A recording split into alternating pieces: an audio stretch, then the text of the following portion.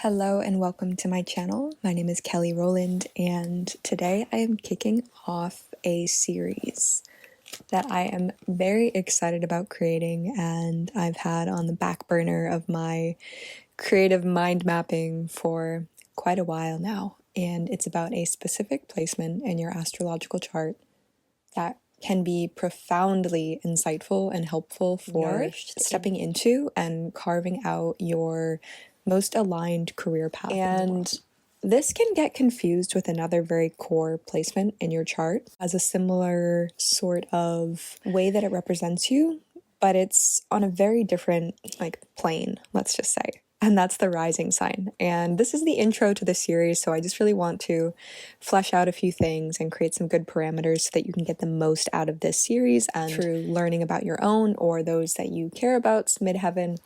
And the rising sign, your ascendant sign, is also very likened to the way that you really feel most nourished in your presentation in the world. But there's a difference here. The rising sign is very personal to you. It can even be like physically how you look. It can be the qualities that you are rising into even as you mature and you get older. It's this quality in you that is very personal to your physical body, your physical identity, how you also see yourself rising and maturing throughout life, and the way that others will immediately see you and kind of come to know you on a more personal level. Maybe even some of your isms or the kind of facial expressions you make. And the midheaven is very different because let's say you have quite contrasting signs there between your midheaven and your rising sign. This could seem like something that's a point of conflict, but it's actually just a point of nuance and paradox, which is what the beauty of astrology offers us. It's the threshold for navigating and learning and being wizened through holding paradoxes and nuances. Your midheaven sign and that archetype at play on your midheaven really illuminates more of the kind of work that you're going to truly thrive in, that others consciously or unconsciously kind of really want to know you for in a way. It's the arena of life or the qualities of an arena of life where you may naturally thrive. It's what you can really be known for over time through your contribution, through your work in the world, through what you offer in terms of work or services or whatever kind of workplace that you're a part of. So just a difference there, right? Because let's say you have a Pisces rising, you could have this kind of ethereal, mystical, sensitive, personal aura about you. However, you could have an Aries midheaven, and the kind of work that you're known for is very pioneering and very bold and maybe a little counterculture or a little daring. So the midheaven really can illuminate career path trajectories. And this has been such a ripe series for me to work with because in the last few years, I'd say, my work has definitely taken a turn, like with my clients, with the sessions I do. It's definitely taken a turn where I, by and large, now working much more with people who are really feeling called and ready to step into their soul work in the world, to really bring forward their gifts in a way that is fruitful and generative for them, for their self, and also for the people they are in service to really know what kind of work illuminates them from the core of them. And the midheaven is one of the key placements that I really love to dissect and analyze and understand and dialogue with in someone's chart when it comes to unearthing those core themes of what's really going to set your soul on fire. And work is work at the end of the day, right? For a lot of people, the midheaven sits in the 10th house, but for you, it might not. So that's another nuance here as well. You want to check on your astrology chart. A website I love to use is Astrocartography.com, and you can see where your midheaven sits. For some people, it's in the 10th house. For some people, it's in the 9th house. For some people, it's in the 11th house. And that's definitely also going to shine a light on how you feel this expression at play in your life. So, for example, I have my midheaven in the 10th house.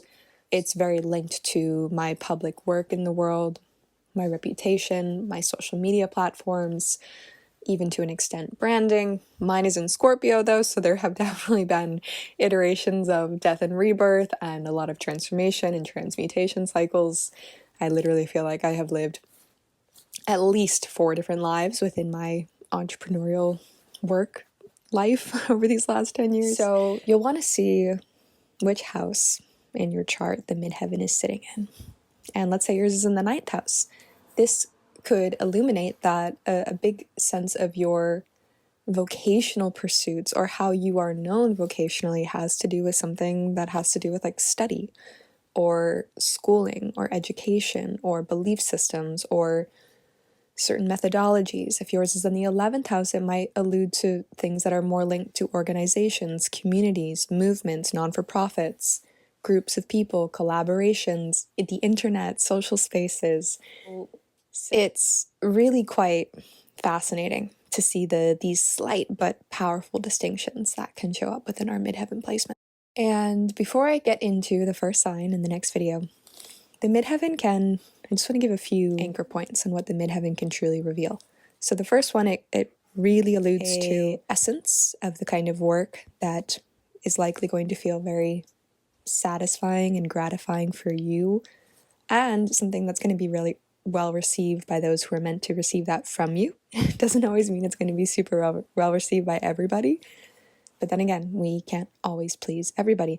But likely when you honor your true midheaven trajectory, you're going to feel like you find your people, and that really, like, your people come out of the woodwork and find you when you start embracing that kind of frequency of work. The midheaven isn't specifically like one style of work, meaning if you have a midheaven in Aries, you have to only be an entrepreneur. If you have a midheaven in Scorpio, you have to only be a shaman or some kind of sex educator, right? It's like there are so many ways in which these archetypes of the astrological signs take shape in your life.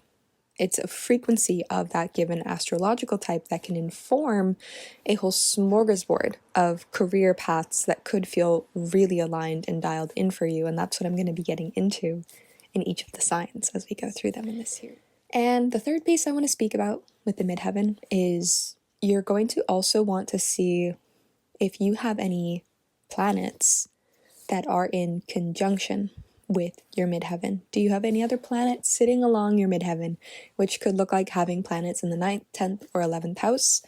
But again, it specifically depends on your chart. And if that's something that you would love to have your eyes open to and be expanded by your own personal chart discovery, I love working with people around to reclaiming and embracing their innate soul gifts, their innate purpose and power through utilizing the immense tool of the zodiac and human design. So I have my offerings below if you want to see what's available for that. It's really helpful to know if you have any other planets connected to your midheaven, because it's hugely going to shape and inform it and offer you even more clues of what your ideal form of work, vocation, legacy building, public reputation can really be.